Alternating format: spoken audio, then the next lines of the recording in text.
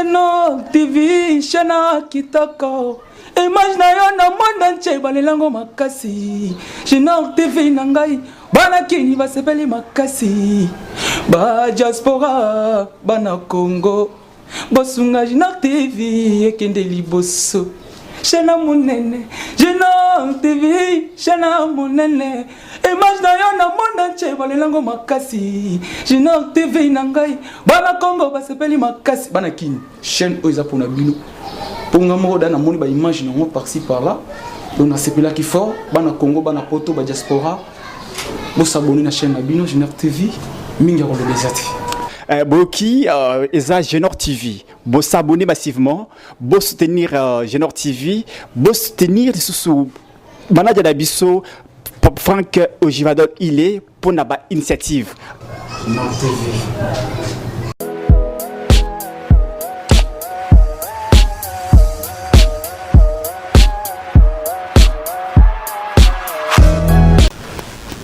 Très chers abonnés et téléspectateurs de la chaîne Geno TV, nous vous disons sincèrement merci pour cette opportunité que vous nous accordez encore. Votre fidélité à Geno TV, qui est votre chaîne de formation et d'information également, c'est toujours la voix de votre humble serviteur, Franck Ojivadol Ilunga, comme vous le savez, votre parlementaire populaire de tous les temps. Nous sommes sur ce plateau de Geno TV. Pour nous acquitter de notre devoir, un devoir que nous avons toujours considéré de traditionnel, qui est de vous servir, entrer dans la forêt politique, juridique, chercher les informations pour venir vous les donner. C'est dans ce cadre que nous sommes ici avec un professionnel de droit. Il est avocat au barreau de Kananga ou près la cour d'appel du Kasaï central. Il est 2 fois licencié. C'est-à-dire il est licencié en droit privé judiciaire et licencié encore en droit public, les droits des tapis rouges que nous avons toujours respectés. C'est dans ce sens que nous l'avons invité ici comme professionnel de droit pour qu'avec lui, nous puissions épiloguer sur quelques questions qui défrayent la chronique, parce que la politique marche ensemble avec les droits. Ces deux sont des siamois, on ne peut pas les séparer. Alors, nous allons aborder la question ici de Salomon Kalonda, son interpellation, c'est ce que nous allons aborder avec lui, mais je vais d'abord passer à la présentation de mon invité, comme nous l'avons toujours fait. Bonjour, Maître Daniel Makolo. Bonjour, Monsieur Franck Ilunga. J'espère que vous allez bien. Oui, la grâce est là. Merci beaucoup. C'est la première fois que nous vous recevons sur Geno TV. Je ne sais pas comment vous avez trouvé nos installations médiatiques. J'adore ça. C'est la première fois d'être dans vos installations. L'élégance, la courtoisie. Vraiment, j'adore ça. Merci beaucoup. Merci beaucoup. Avec vous, nous allons aborder cette question. Mais avant de l'aborder, j'aimerais que nous prenions une question qui sera considérée comme le biscuit de notre émission, qui est de l'Assemblée provinciale de Kananga, qui a été vandalisée par des éléments inconnus, mais que d'autres pensent que ce sont des membres du parti au pouvoir, en l'occurrence IDPS. Quelle lecture faites-vous à ce vandalisme de l'Assemblée provinciale? D'abord, c'est qui est arrivé à l'Assemblée provinciale, dont le siège est inviolable, doit être condamné. Nous condamnons fermement ce qui est arrivé, parce que, comme disait M. Durkheim, on ne peut pas régler un problème politique sous l'angle militaire. Il y a eu des faits infractionnels qui ont été commis dans l'enceinte même de l'Assemblée provinciale. On a brûlé des dupes, nous avons vu ça, et il y a eu des casses, des suctions méchantes. Bref, les faits qui ont été commis là, ça s'appelle les infractions. Raison pour laquelle ça ne peut pas rester impuni comme cela, sinon l'état des droits prôné par le président Félix Antoine Tshisekedi n'aura pas son sens. Parce que dans un état de droit, c'est la primauté de la loi. De la loi. Chacun et tout le monde est inférieur à la loi. Donc nous pensons que le ministère public, le procureur général, devra s'en saisir pour procéder aux enquêtes. Il semble même que même la police les éléments de la police étaient présents pendant qu'on commettait toutes ces... Les éléments de la police commis là-bas pour ça protéger. fait partie de la non-assistance à la personne en danger. Et vraiment, c'est une situation qu'il faut condamner. Procéder à des arrestations, aux enquêtes pour que la répartition ou la responsabilité pénale soit établie à charge de quiconque. Parce que d'après les informations que nous avons, il y a même des caméras, il y a eu des vidéos qui ont circulé, c'est que cette situation est arrivée au Crécé par des individus bien connus. Et c'est à eux de dire, et ils ont agi comme... À quelle qualité? Auteur matériel. Maintenant, il y a des auteurs c'est qu'il doit avoir un auteur intellectuel. Ouais. Donc, nous avons besoin, en tant qu'acteurs de la justice, de voir clair là-dessus, parce que ça ne peut pas rester inaperçu comme ça. Sinon, c'est une situation de non-État. Donc, vous savez, nous sortons de la guerre de Kamina Sapou. S'il faut encourager des choses comme ça, et la justice reste inactive, c'est que tout le monde va se sentir en insécurité. On peut même vous tuer ici, on dit donc on ne fera rien. Donc, que les éléments soient de l'UDPS ou pas, mais il faut d'abord ouvrir un dossier judiciaire pour procéder aux enquêtes et arriver à établir les responsabilités. Les responsabilités. Merci beaucoup. Il faut vraiment éviter ce que les professeurs Famba qualifient de l'état de non-état.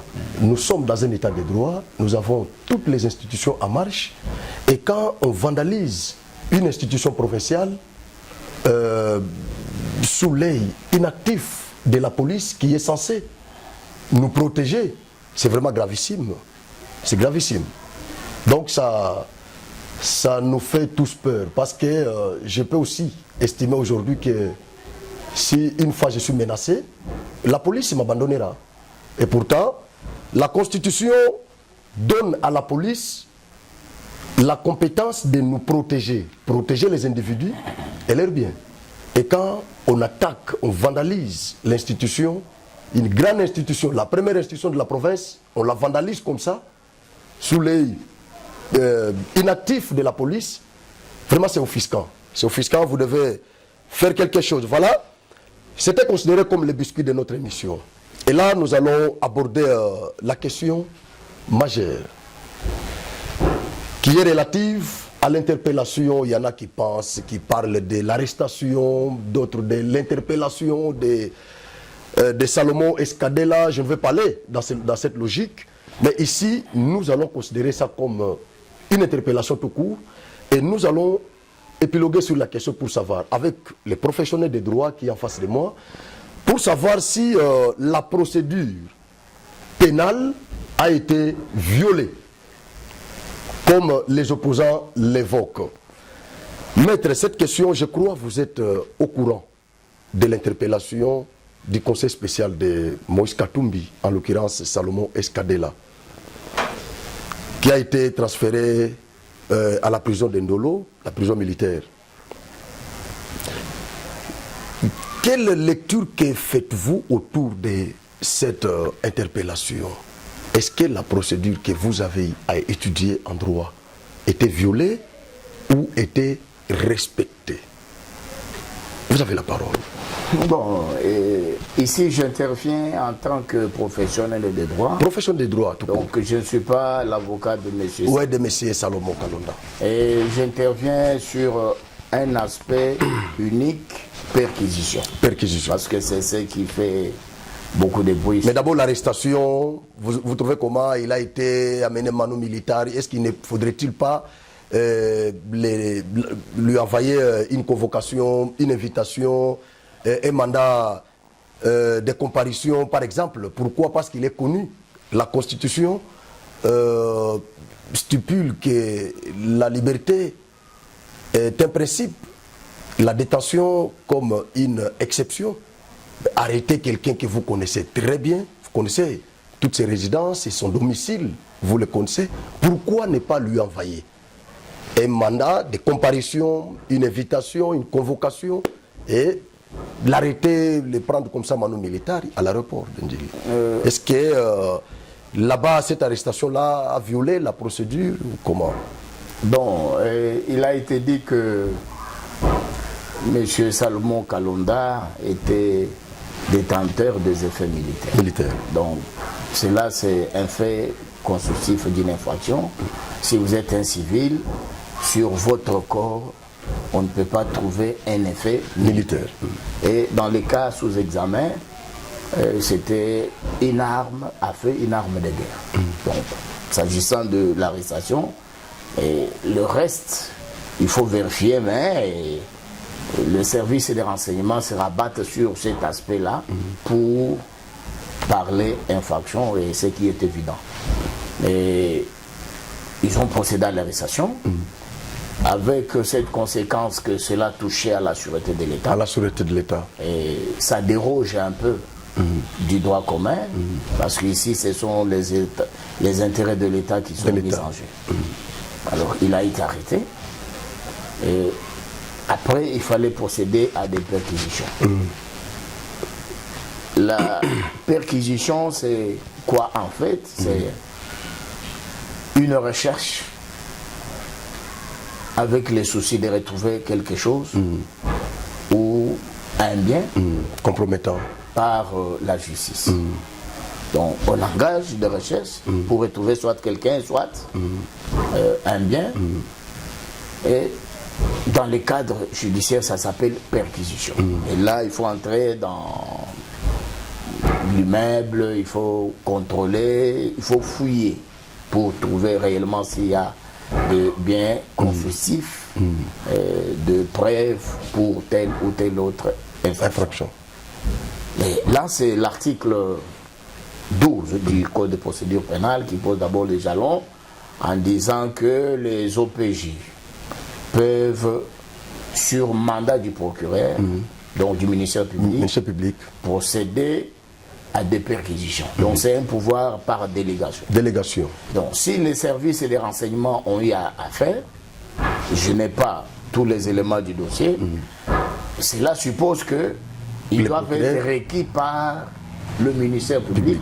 Dans les cas sous examen, le ministère public de la justice militaire. Donc je parle sans avoir un dossier complet de ce qui est arrivé. Donc eux seuls ne pouvaient pas s'engager s'il n'y avait pas ce mandat-là. Donc du ministère public pour procéder à ceci ou cela. Donc là, c'est lorsque nous sommes dans l'exécution concernant les OPJ. Donc c'est un pouvoir susceptible de délégation du ministère public qui délègue pour procéder aux perquisitions. Est-ce que les inspecteurs de l'ANR sont des OPJ? Ils sont sous l'ordre du ministère public? Ce sont des OPJ. Ce sont des OPJ et ils dépendent de leur chef qui leur a donné ces pouvoirs-là. Et dans les cas sous examen, c'est l'officier du ministère public militaire, parce qu'il s'agit de la justice militaire. Alors, la matière de perquisition est également prévue par l'article 200, l'article 22 du Code de procédure. Nous pouvons les lire. Oui. L'article 22 du Code de procédure pénale. Nous en avons ici, dont nous sommes venus complets. L'article 22 qui dit: l'officier du ministère public peut procéder à des visites, à des perquisitions au domicile ou à la résidence de l'auteur présumé de l'infraction ou des tiers. Donc, ici, la base de la matière, c'est l'article 22. Donc, si c'est l'officier du ministère public lui-même qui procède à des perquisitions, il va s'appuyer sur L'article 22.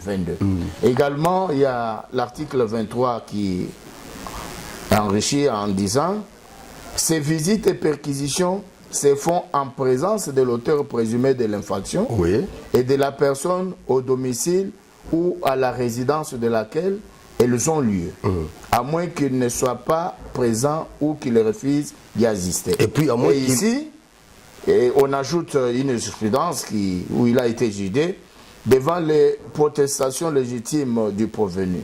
Le juge ne peut pas prendre en considération une pièce à conviction prétendument trouvée au bureau de l'inculpé lorsque l'ouverture forcée de ce bureau aux fins d'inventaire de documents où il retrouve ainsi que la saisie de la pièce litigieuse ont été opérées en l'absence de l'intéressé alors que, mis en état d'arrestation, celui-ci se trouvait entièrement à la disposition du parquet et pourtant donc être conduit à tout moment sur le lieu de la saisie.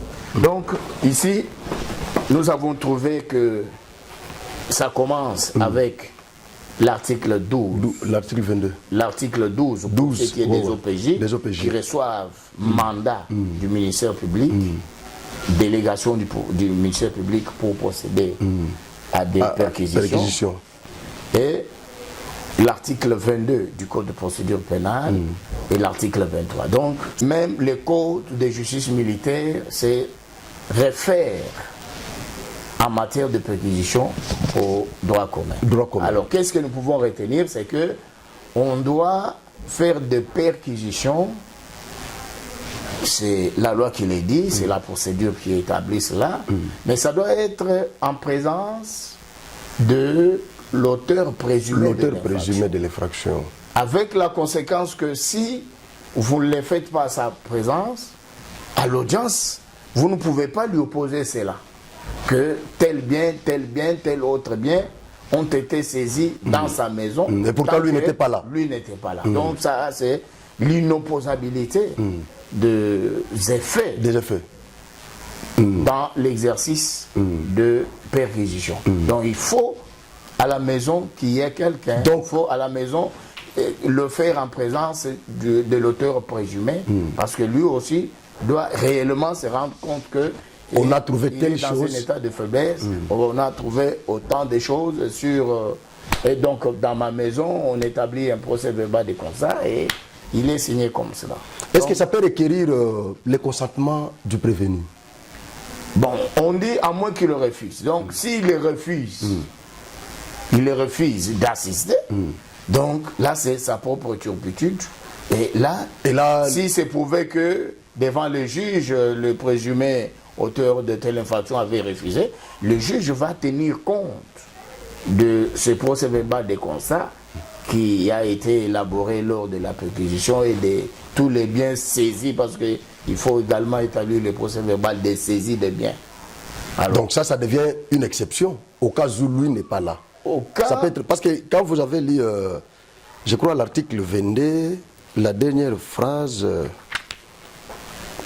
L'article 22, l'officier du ministère public peut procéder à des visites et à des perquisitions au domicile ou à la résidence de l'auteur présumé. En cas d'infraction flagrante, les magistrats auxiliaires, tout ça... voilà, non, article 23. Ces visites et perquisitions se font en présence de l'auteur présumé de l'infraction et de la personne au domicile ou à la résidence de laquelle elles ont lieu, à moins qu'il ne soit pas présent ou qu'il refuse d'y assister. Donc au pluriel, c'est-à-dire il est là, troisième personne au pluriel, c'est-à-dire si à la résidence ou au domicile il n'y a personne, si l'auteur ne veut pas participer. Donc, si tous ces gens qui sont préférés ici ne veulent pas participer, c'est-à-dire le ministère public peut procéder à la perquisition. Il va procéder à la perquisition. Et ça ce n'est pas une façon de violer la procédure. Non, la procédure n'est pas violée parce que c'est la procédure elle-même qui veut que ça soit comme cela. Donc, tant que c'est la loi qui prévoit, c'est la procédure qui prévoit. Donc il n'y a pas de violation. Donc ce que nous pouvons retenir dans cette occurrence, c'est que dans toutes les perquisitions qui ont été faites aux résidences et au domicile de ces suspects, n'ont pas violé la loi. N'ont pas violé la loi, parce que c'est la loi qui les dit. Maintenant, la conséquence, c'est devant les juges. Devant le juge, s'il est prouvé que toutes ces perquisitions ont été faites en l'absence des auteurs présumés, c'est là qu'ils vont dire, mais ça ne peut pas nous être opposable. Donc là, la question de l'inopposabilité s'affiche, parce que ça doit être contradictoire. Mais la procédure en soi, elle est normale. La procédure est devant le juge, où il faut dire que je n'étais pas là quand tel effet a été trouvé chez moi, et par conséquent, ça ne m'appartient pas. Donc, c'est ainsi que par référence, quand vous opérez des perquisitions, il faut amener les auteurs présumés des infractions pour que devant le juge, qu'il ne puisse pas trouver un argument pour dire que, les biens qui ont été ne m'appartiennent pas. Ce ne sont pas ces biens. Parce qu'il peut dire, mais c'est bien ici, je le connais même ça pas. A été jeté par les services qui ont procédé à des perquisitions, j'ignore ça. Alors, pour réellement charger davantage l'auteur présumé d'une infraction, le mieux serait que cette perquisition se fasse de manière contradictoire. Parce qu'il va trouver un argument devant le juge, ça ce n'est pas mon arme, ça ce n'est pas ceci, cela, donc, et ça peut être une fenêtre pour créer l'ouverture. Un alibi. Oui. Voilà. Maintenant, dans ces cas ici, quel sera les juges compétents susceptibles de juger Kalonda? En fait, c'est une infraction spéciale. Nous sommes en présence d'une infraction spéciale. Donc, quand on dit détention des effets militaires, donc vous devez comparaître devant une juridiction militaire. Si on vous trouve avec une arme, on trouve donc tout ce qui concerne effets militaires. Donc, c'est le juge militaire qui est votre juge naturel. Donc, nous pensons que lorsqu'on va terminer les instructions préjudicielles, on va le déférer devant son juge naturel pour que toute la lumière éclate. Et également, il aura le temps de se constituer des conseils pour que ce droit de la défense soit garanti. Merci beaucoup, maître. Je rappelle que j'ai reçu sur ce plateau maître Daniel Makolo. Il est avocat près la cour d'appel de Kananga. Vous êtes conseiller d'une partie dans l'affaire Kamounan Sapou, on dirait. C'est militaire, ça. Oui, je suis conseiller de colonel Jean de Dieu Mambouine. Je reviens de la haute cour militaire où nous sommes en train de présenter le moyen d'appel.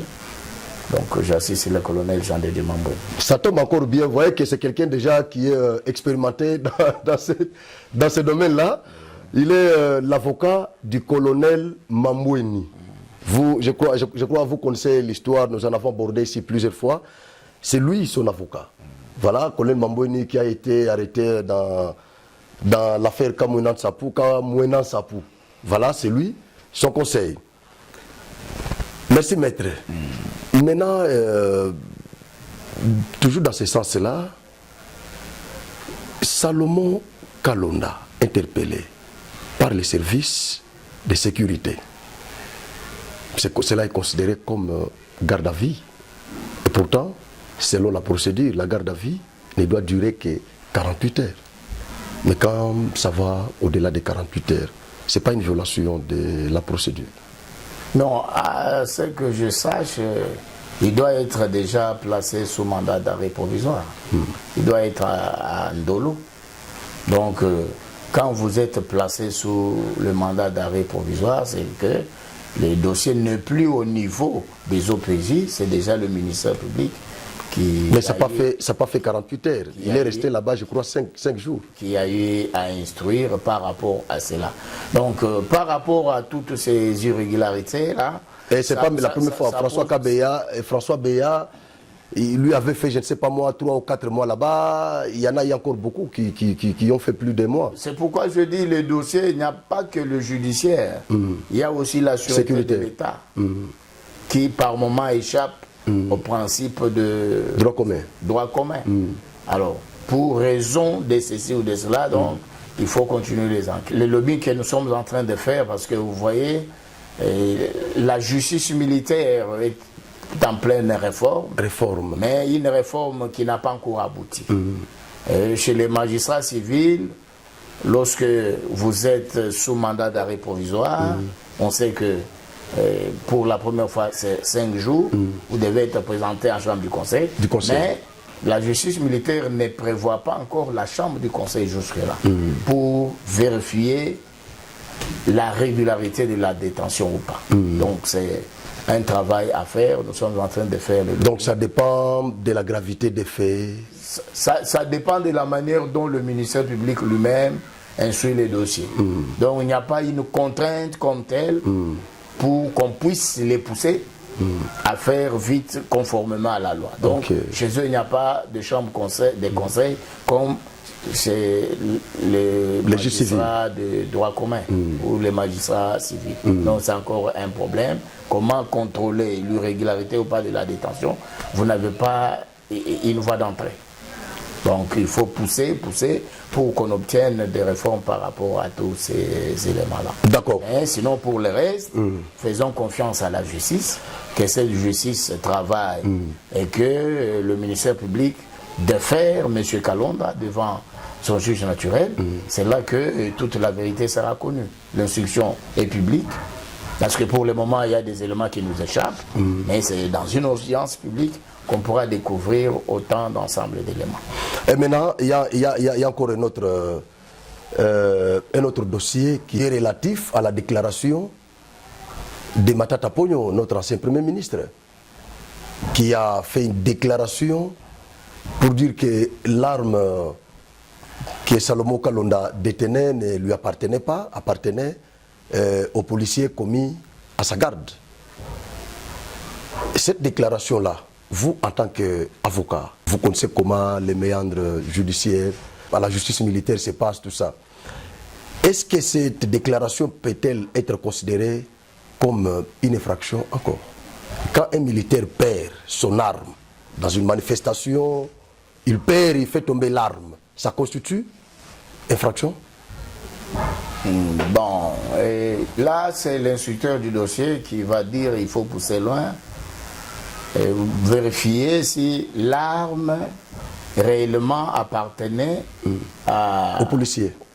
Ces policiers commis à la garde de Matata Ponyo. M. Matata Ponyo. Mais ce qui est vrai dans le contexte actuel, il est dit que l'arme a été trouvée sur le corps de Salomon. Donc la version de Matata Ponyo ne tient pas debout, parce qu'ici c'est une détention.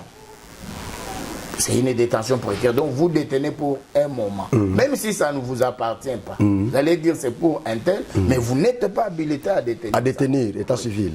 Il n'y a qu'un militaire qui peut détenir une arme de guerre. Mais est-ce qu'un autre dossier peut-il être ouvert contre les policiers qui avaient fait tomber l'arme, s'il s'avère que l'arme lui appartenait?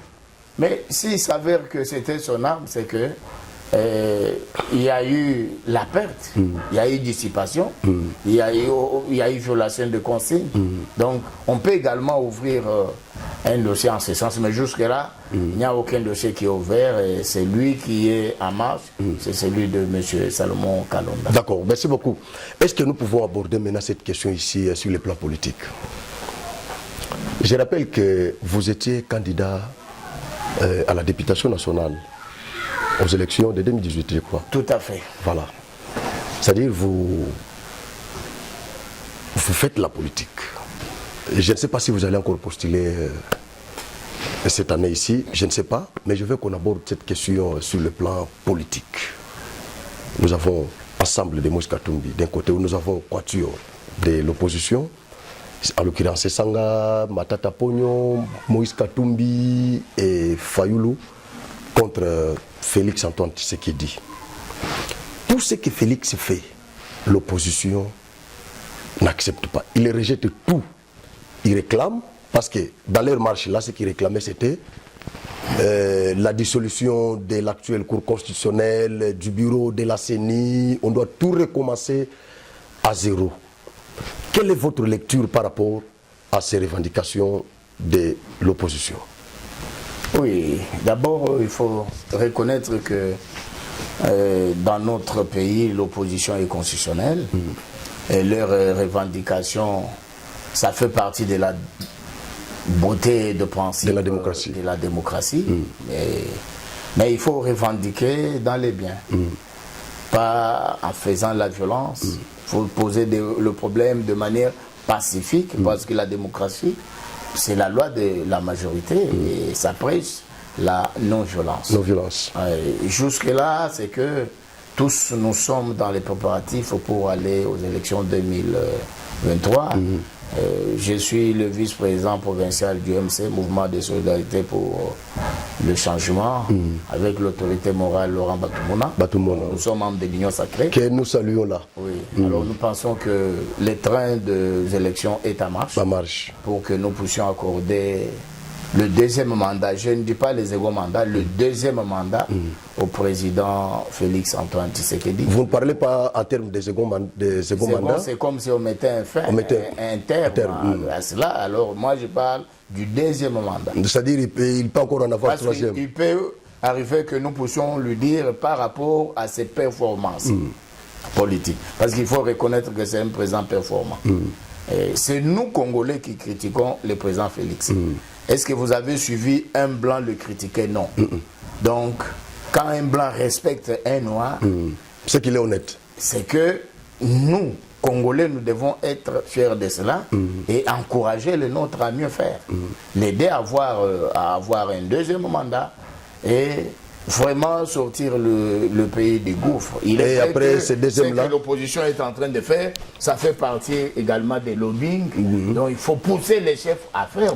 L'opposition, c'est qu'elle est minoritaire parce que quand il y a eu marche, c'était seulement à Kinshasa. Un groupuscule déjà là. Donc à Kinshasa, là, ce n'est pas comme l'opposition d'Etienne Tshisekedi où tous les Congos bougeaient. Donc autant de provinces, la marche partout. Donc c'est une opposition minoritaire et fragilisée. Alors ils font leur travail, mais nous ne sommes pas dans l'opposition. Nous sommes en train de soutenir le président Félix. Donc vous croyez que le président pourra avoir troisième mandat en tant que juriste, légaliste, procédurier? Vous croyez qu'il pourra avoir un troisième mandat? Cela va dépendre. Ça ne sera pas en violation de la Constitution. Souveraineté du peuple. Et je fais partie de ce peuple-là qui veut qu'on lui donne. Donc là vous ne parlez pas comme un juriste, un avocat, un légaliste, mais vous parlez en tant que population. Mais vous avez dit que nous sommes déjà en politique. Et je suis parmi ceux-là qui vont voter pour Félix.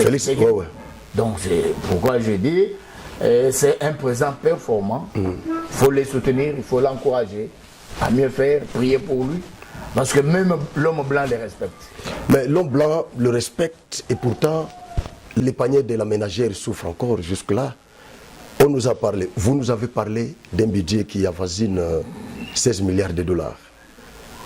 Il y a l'inflation monétaire, il y a la rareté de certaines denrées alimentaires sur le marché, avec une économie qui continue à être extravertie. Tout est compliqué, la vie est devenue vraiment très chère. Avec un budget que vous nous avez présenté ici de 16 milliards de dollars. Il n'y a-t-il pas vraiment un contraste? Non, le président Félix est en train de beaucoup faire. Toujours est-il que le pays était dans un gouffre. À telle enseigne qu'il y a beaucoup de choses qui sont en train d'être faites et beaucoup également qui doivent se faire. Alors pour le reste, social, tout ça, on s'en occupe. On s'en occupe, c'est ainsi que on est en train de travailler. Mais moi, je bénis le Seigneur parce que je suis en train de suivre France 24 chaque jour. Et je vois que la crise est mondiale. Même en France, on décrit la vie chère. En Angleterre, dernièrement, vous avez suivi qu'il y a Noyade, oui. Hier ou avant-hier, un bateau qui quittait Libye, qui voulait arriver en Italie, il y a une noyade donc, du côté de la Grèce. Donc, c'est une situation mondiale, mais nous, Dieu merci, parce que jusque-là, je ne vois pas les gens fuir le Congo pour aller ailleurs. Ouais. Mais pour le moment, vous savez que la Tunisie a des problèmes avec les pays frontaliers. On dit non, il ne doit pas venir chez nous. Donc il y a pour le moment les gens qui quittent leur pays pour aller dans d'autres pays. Un grand mouvement au niveau mondial. Mais le Congo, nous sommes calmes avec la bénédiction du Seigneur. Mais l'opposition n'accepte pas. Avec le président. Donc ce que l'opposition fait là, c'est son travail. Mais il faut être une opposition républicaine. Vous dites ça ne va pas. Et quand ça marche, apportez des solutions. Il ne propose pas. Donc il n'y a pas de solution que vous proposez. Donc vous ne savez pas faire avancer votre pays. Donc nous pensons que on est en face d'un président qui mérite d'être là encore, avec une vision très poussée de la chose. Avec les derniers contrats qu'il a signés, je sais qu'il y aura des bouleversements sur le plan politique, économique, social. Beaucoup de choses devront se faire en 2023. L'essentiel, c'est qu'il faut prier, beaucoup prier pour le président de la République, prier pour la paix, prier pour que Dieu nous aide vraiment avec l'esprit de sagesse et d'intelligence pour le développement du Grand Congo. Merci beaucoup. Voilà, nous considérons ça comme votre mot de la fin. Merci. Vous avez encore quelque chose à ajouter comme mot de la fin? Mot de la fin, c'est que nous devons nous appuyer sur Dieu. Sur Dieu. Pour qu'il nous aide avec son esprit de sagesse et d'intelligence. Le Congo, c'est le coffre-fort mondial. Scandale géologique. Nous sommes convoités partout. Nous devons être unis, soudés, tête haute, et qu'en 2023, que le président performant qui est là, le président Félix Antoine. Waouh, le président performant. Oui, le président performant. La tête de ce pays, et que tous nous soyons remorqués ensemble vers l'ère de développement. D'accord. Ces aspirations-là, il faut les soutenir, il faut l'appuyer. Merci beaucoup.